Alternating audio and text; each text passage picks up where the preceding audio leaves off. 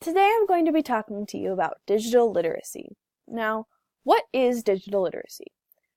The technical definition is on the screen, but the general understanding of digital literacy is the ability to use technology effectively.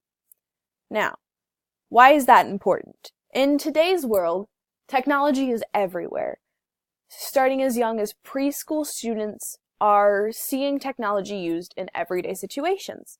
So it is important for all citizens to understand how to be safe and smart online and a good digital citizen. And this is especially important with students on the internet. Now, some examples are knowing what to post and what not to post, what is considered private and what is considered public, knowing what websites are trustworthy and which are not, knowing how to download firewalls and making sure you know how to take precautions so you aren't going on those unsafe websites. And the basic understanding of how to use web browsers, search engines, and programs like Microsoft Office, PowerPoint, and Word, which are used so often in schools.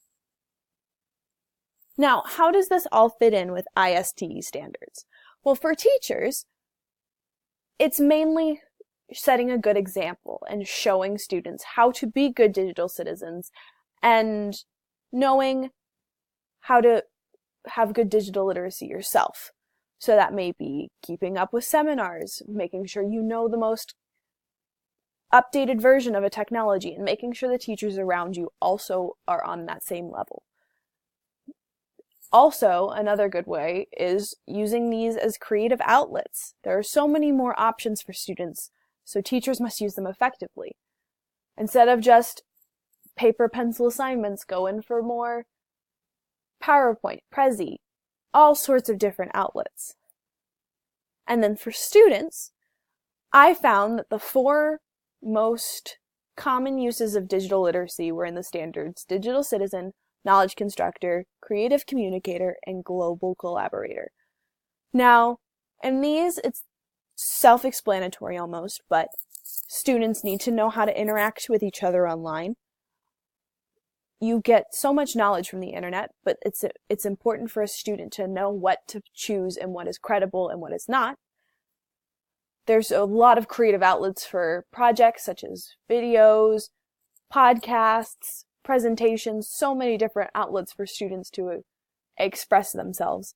And then global collaborator with programs like Skype, it's really showing students on a worldwide level how technology can be useful. So when looking into the South Carolina Computer Science and Digital Literacy Standards, I looked into 1st grade and 5th grade. The 1st grade standard I looked into was Standard 4, demonstrate effective keyboarding skills on a computing device. So the students had to know where the letter and number keys were, how to use the home row keys, and be able to use the proper techniques when typing, such as using both hands. Now, the example assignment I came up with was a keyboarding game, where you color code the keyboard and have students memorize it, so that way they can look up at the screen and type. And then, as a little tester, you put a cover over the keyboard, students just type, and they try and see how many sentences they can get without making a typo. And then you keep the markers on the computer for future reference. Now in the 5th grade standards, I chose Standard 2, which is demonstrate an awareness of fundamentals of digital citizenship. So the student will demonstrate an understanding of digital security and demonstrate an understanding of digital rights and responsibilities. Basically understanding what to post and what not to post, and things like digital piracy. So, for the example assignment, I would say have a police officer come in and give a presentation on the dangers of piracy and what can happen if you illegally download things. Then, after they get the presentation, you go over social media settings, so that way students know how to put their accounts on private and how to know who to friend and who not to follow. That way they see firsthand and what happens when you're not a good digital citizen, and they can take matters to prevent it. And that's all on digital literacy.